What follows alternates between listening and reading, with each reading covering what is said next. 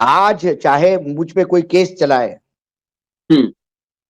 चाहे आज मुझे हिंदू द्रोही कहे, राष्ट्रद्रोही कहे, ऐसे व्याभिचारियों से मुझे सर्टिफिकेट की उम्मीद नहीं है। मैं जिस राम को जानता हूं, जो राम मेरे आराध्य है, मेरे दिल में बैठते हैं, वो राम उस मूर्ति में प्रतिष्ठित होंगे ही नहीं। मैं लिख के देता हूं आपको, उस उत्तर प्रदेश की धरती पर जहां राम की बेटी के साथ व्याभिचार होता होगा, मैं लिख के देता हूं आपको आज। और राम को मानने वालों को अयोध्या जाने का पहले सोचना होगा कि हम मूर्ति के दर्शन करने जा रहे हैं कि मेरे राम वहां प्रतिष्ठित है। अरे रावण भी ठीक था, सीता का अपहरण ही किया था, सीता मां का हाथ लगाया नहीं था। लोग कहते कि सीता में शक्ति थी, तो क्या भारत भूमि में इतना पाप बढ़ गया है कि आज मेरे हर बेटी में सीता का अंश है? उसको कैसे ये हाथ लगा देते हैं? राम ने अयोध्या में जन्म लिया, उस उत्तर प्रदेश की भूमि पे रावण कैसे पैदा हो रहे हैं? इस रावण को शह कौन दे रहा है? बुलडोजर क्यों नहीं चला भाई? कहां गया योगी जी का बुलडोजर? डीजल कम हो गया क्या?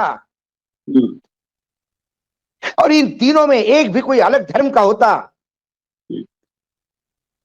तो आज चैनल वहां कोहराम मच जाता। भाजपा के व्यभिचार विभूषणों को बनारस की पुलिस ने तो वारदात के एक हफ्ते के भीतर ही नंगा कर दिया था। फिर उन्हें 55 दिन तक किन लोगों ने बचाया, और इन 55 दिनों में भाजपा ने उनसे जमकर नारी वंदन करवाया। यह कहानी अपराध और राजनीति के एक ऐसे कॉकटेल की है जिसका अंतिम प्रोडक्ट है राष्ट्रवाद, नारी वंदन, विकास, नरेंद्र मोदी की जयकार और न्याय मांगने वालों को दुत्कार। देखिए कि बीएचयू कैंपस में आईआईटी की छात्रा के साथ जो घटना घटी वो 1 नवंबर आधी रात के बाद की। पुलिस सूत्रों के हवाले से सामने आ रही रिपोर्ट्स ने भाजपा के भीतर संस्कार के नाम पर व्यभिचार का गुलदस्ता बनाए जाने का जो खुलासा किया है, उसने पूरे देश की अंतरात्मा को झकझोर दिया है। रिपोर्ट्स के मुताबिक बनारस आईटी सेल के तीनों संस्कारी गुर्गे कुणाल, सक्षम और आनंद उर्फ अभिषेक लगभग हर रात घूमने के लिए बीएचयू कैंपस जाते थे। 1 नवंबर की रात भी तीनों नाटी इमली में चल रहे लखा मेला देखकर बुलेट मोटरसाइकिल से बाहर निकले थे। इसके बाद भाजपा के तीनों युवा नेताओं ने पहले शराब पी और फिर झूमते हुए बीएचयू कैंपस पहुंचे। सूत्रों के मुताबिक भाजपा के तीनों संस्कारियों ने रात करीब 1:30 बजे लड़की को दोस्त के साथ घूमते हुए देखा, और यहीं से तीनों के दिल में भाजपा का बलात्कार विभूषण बनने का आइडिया उबाल मारने लगा। तीनों ने वहीं बुलेट रोक ली।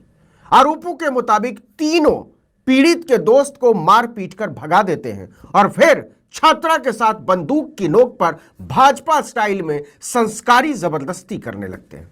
इतना ही नहीं, वीडियो भी बनाया।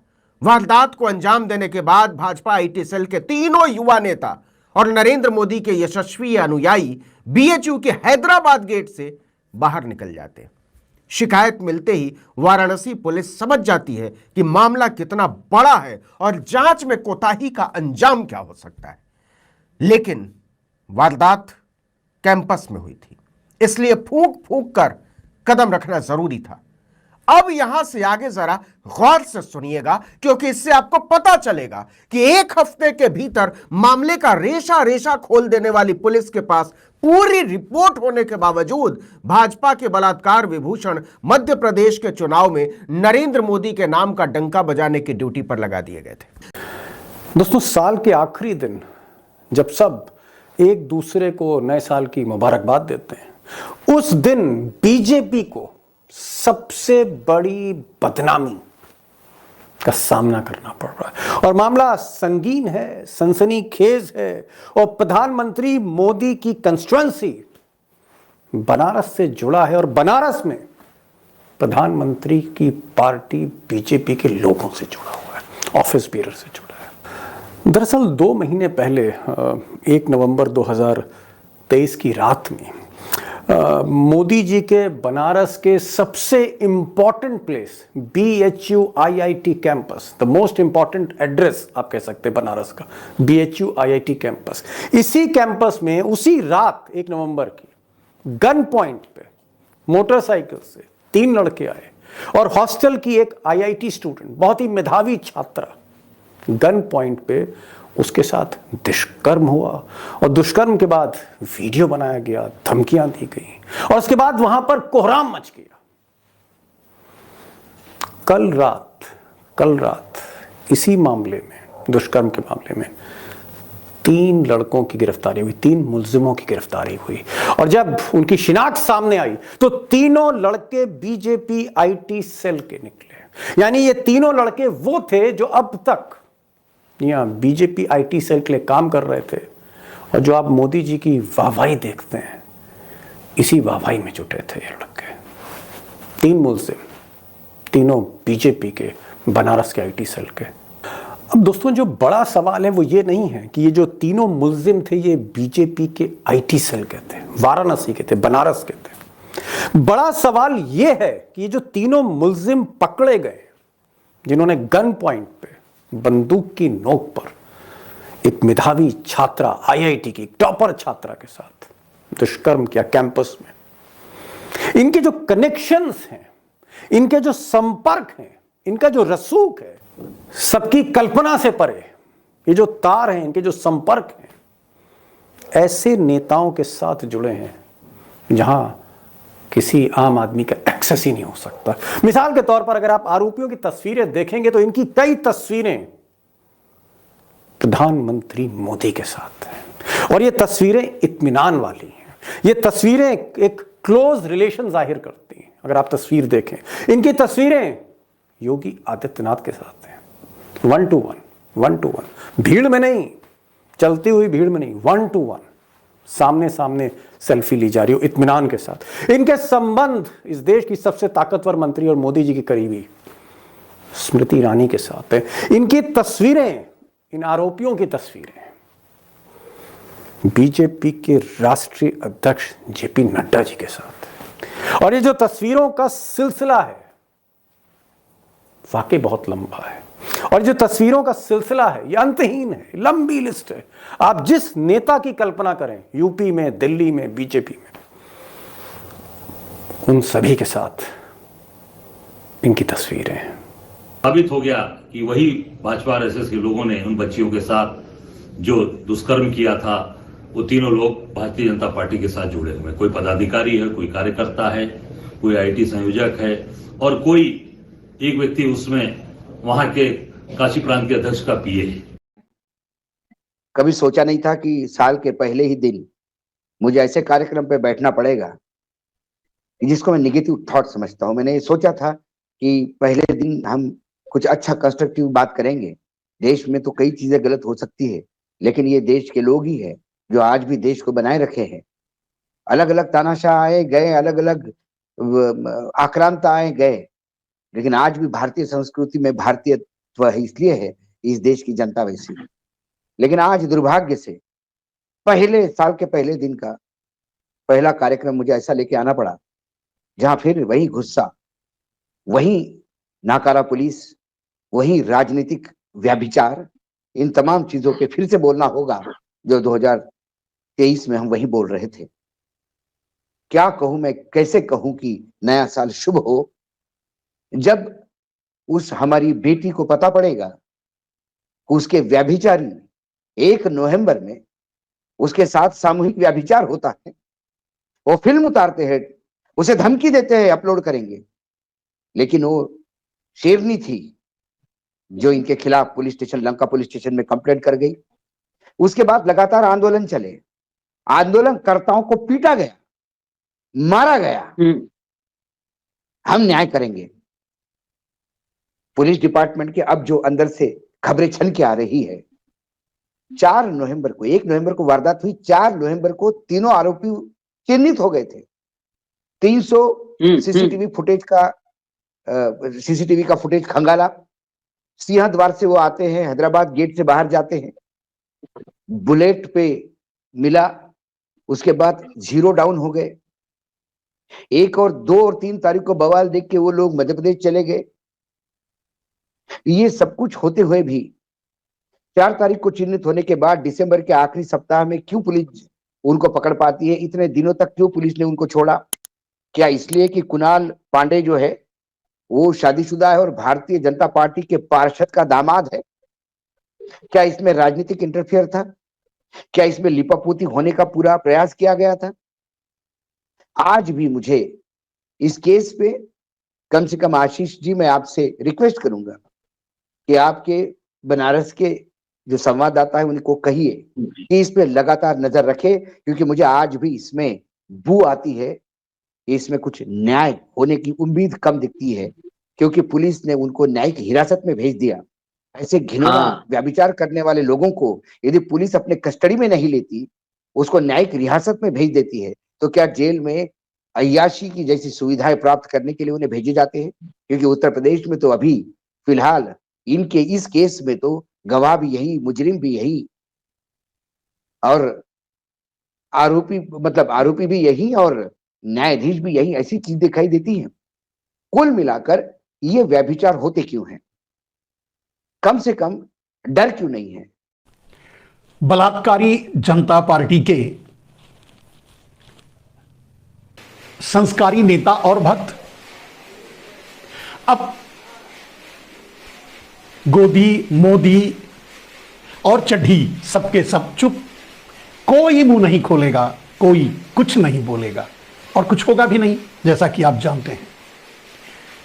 चलिए, अगर देश के दुर्भाग्य से इसमें कोई एक नेता, कोई एक नाम, बलात्कारियों की बात कर रहा हूं, कोई एक नाम अगर किसी मुस्लिम का होता तो फिर गोदी मीडिया की तो बल्ले बल्ले थी। क्या टीआरपी लेके आते, दिन रात वही बजाते, क्या क्या नहीं दिखाते और क्या क्या नहीं फरमाते। दोस्तों, ये है गोदी, मोदी और चड्ढी का संकलन, यानी चड्ढी का संस्कार, यानी इनका जो भी आप समझ लीजिए। बात यूं है मेरे दोस्तों, आप देख रहे होंगे सोशल मीडिया पे, गोदी मीडिया तो दिखाएगी नहीं क्योंकि अब वो सुपारी मीडिया, गोदी से सुपारी बनी, सुपारी से अब डाबर बन गई। डाबर का मतलब समझते हैं, वो पूंछ हिलाने वाले जानवर को डाबर कहते हैं। वो एक प्रजाति का होता है, उसको डाबर कहते हैं। तो डाबर का मतलब वही है, पूंछ हिलाना और अपने मालिक के आगे पीछे घूमना। अब अगर मालिक बलात्कार ही कर दिया, सभी मालिक हैं इस डाबर मीडिया के, चाहे वो छोटे कार्यकर्ता हो चाहे नेता, सबके सब मालिक हैं इस डाबर मीडिया के। तो मालिक ने अगर बलात्कार ही कर दिया, मालिक ने अगर दुराचार और व्यभिचार ही कर दिया, तो ये डाबर क्या करेंगे? आगे पीछे पूंछ हिलाएंगे, चाटेंगे तलवा और पुंग पुंग पुंग करेंगे। मेरे ख्याल से ऐसे ही होता होगा, ऐसे ही है। तो ये डाबर मीडिया तो आपको कुछ दिखाएगा नहीं, लेकिन सोशल मीडिया से जो आपको पता चल रहा होगा, आप देख रहे होंगे, या लोग जो सवाल उठा रहे हैं या उठाते हैं उनको आप देख रहे होंगे, तो आपको पता चला होगा कि बीएचयू यूनिवर्सिटी में जो एक अबला नारी के साथ जो व्यभिचार, दुराचार, भ्रष्टाचार, बलात्कार हुआ था, वो संस्कारी, यानी बलात्कारी जनता पार्टी के संस्कारी लोगों ने किया था। नाम अब सामने है, फाइल ठंडे बस्ते में चली जाएगी, पुलिस निष्क्रिय हो जाएगी। अब ना बुलडोजर चलेगा और ना ही पुलिस, कहते हैं ना, एक डायलॉग है, ठंडे कर दिए जाते हैं, ठोक दिए जाते हैं। तो अब कुछ नहीं होगा, क्योंकि इसमें किसी रहीम का नाम नहीं है, किसी नसीब का नाम नहीं है, तो नहीं, कुछ नहीं होगा, होना जाना कुछ नहीं है। लेकिन यह हो क्यों रहा है? और फिर अब ऐसी स्थिति में फिर छठी गैंग कहां है? क्यों सामने नहीं आती? क्यों नहीं बोलती? मोदी क्यों नहीं मुंह खोलते? महिलाओं की तो बड़ी बात करते हैं। खैर, यह भी दुर्भाग्य की बात है कि उन्होंने ही इन संस्कारी नेताओं को, संस्कारी कार्यकर्ताओं को बता दिया था, बोल दिया था, गलती से ही सही, बेटी बचाओ बेटी पटाओ। वैसे उन्होंने उसको क्लैरिफाई नहीं किया कि गलती से मुंह से निकल गया, उन्होंने नहीं कहा। इसका मतलब सबने सीरियस ले लिया, सबने नहीं, भारतीय जनता पार्टी के लोगों ने, नेताओं ने, कार्यकर्ताओं ने, जो भी, तो लग गए काम पे, लगे हुए हैं। ये वही लोग हैं जो जय श्री राम के नारे लगाते हैं, ये वही लोग हैं जो राम का प्रचार कर रहे हैं, जो मंदिर के गर्भगृह में भी जाएंगे, मंदिर की प्रतिस्थापना भी करेंगे, यही है जो भगवान श्री राम लला, दुर्भाग्य से यही लोग प्रतिस्थापना करेंगे, प्रतिष्ठापन करेंगे। अब भगवान वहां विराजमान होंगे, बैठेंगे कि भाग जाएंगे, अब ये तो मैं नहीं जानता, लेकिन करेंगे यही का मतलब आप समझ लीजिए। ये नहीं तो इनके पिताजी नहीं तो इनके दादाजी, कोई ना कोई करेगा ऐसा ही। और ऐसे ही है, वो कौन से संस्कारी हैं, एक लड़की के पीछे दिन रात पड़े रहे, एक को छोड़ करके, अपनी वाली को घर में छोड़कर भाग निकले, दूसरे के पीछे इस तरह से लग गए कि पूरी सेना लगानी पड़ी उसके पीछे, उसको कवर अप करने के लिए। खैर, ये तो संस्कारी लोगों पे चलता है, लोगों में चलता है। और ये क्यों हो रहा है, अगर इस पर आप ध्यान देंगे, सवाल उठाएंगे, सोचेंगे, समझने की कोशिश करेंगे, तो आपको पता चलेगा। जब कुलदीप सिंह सेंगर, बृजभूषण शरण सिंह और चिन्मयानंद महाराज, ऐसे लोगों के खिलाफ कोई कार्रवाई नहीं होगी, उल्टा जो पीड़ित थे उनको ही जेल में डाला जाएगा, उनको ही प्रताड़ित किया जाएगा। आपने देखा, अभी इनकी जरूरत होगी, ये आगे पीछे घूम रहे हैं, ताकत वहीं से मिल रही है, एनर्जी वहीं से मिल रही है, प्रेरणा वहीं से मिल रही है, बलात्कार कर रहे हैं। अब ये रोल मॉडल, मैंने कहा कि ये रोल मॉडल बनेंगे आगे आने वाले और दूसरे कार्यकर्ताओं के लिए, इस तरह के संस्कारी नेताओं के लिए, इस तरह के संस्कारी बच्चों के लिए रोल मॉडल बनेंगे। उसने किया था, मैंने भी कर लूं, दाव मिला है तो क्यों छोड़ना। कहने का अर्थ है मेरे दोस्त कि मोदी है तो मुमकिन है, मोदी है तो गारंटी भी है, मोदी है तो सब कुछ है। मेरा ऐसा कहना है कि भारतीय जनता पार्टी को अब बलात्कारी जनता पार्टी कहना चाहिए, वो भी बीजेपी ही होगा। बलात्कारी जनता पार्टी बीजेपी, वो भी बीजेपी ही होगा, कोई उनका प्रोनाउंसिएशन नहीं बदलेगा। और है भी चरण, आप देख ही रहे हैं क्या हो रहा है। सबसे ज्यादा चौंकाने वाली चीजें, चौंकाने वाली बातें जो आपके सामने आती होंगी कि कहीं से एक भी आवाज नहीं उठ रही है, और मोदी या उनका सिस्टम या सरकार कहीं से कोई ये नहीं, अब नहीं कह रहा है, आवाज नहीं उठा रहा है कि इनको सजा होनी चाहिए, पकड़ना चाहिए, क्या करना चाहिए, पता नहीं, जो भी हो, ऐसा क्यों हो गया, कैसे हो गया, नहीं होना चाहिए, इनके घरों पर बुलडोजर चला दो, इनके कुछ, कोई नहीं बोल रहा है। क्यों नहीं बोल रहा है, आप खुद अंदाजा लगा सकते हैं, आप खुद सोच सकते हैं। और यह मैसेज क्या जा रहा है देश के सामने, इनको भी उसी मैसेज से प्रेरणा मिली जिसके कारण इतना बड़ा जघन्य अपराध ये करने में कर बैठे, इसीलिए कि इन्हें भी पता है कि कुछ होने जाने वाला नहीं है, बच जाएंगे, बचा लिए जाएंगे हमको आगे। और मैंने उदाहरण के लिए कहा कि इनसे अगर कल राम मंदिर की प्रतिस्थापना में इनको जजमान बनाया जाए तो कोई आश्चर्य मत करना मेरे दोस्त, क्योंकि ये मोदी का राम राज्य है, ये मोदी की गारंटी वाला राम राज्य है। और इसीलिए मैंने कहा कि इतने बड़े पापी, इतने बड़े महापापी जो लाशों का अंबार अपने कंधे पर लिया है, वो भगवान का प्रतिष्ठापन कैसे करेगा, कैसे कर सकता है।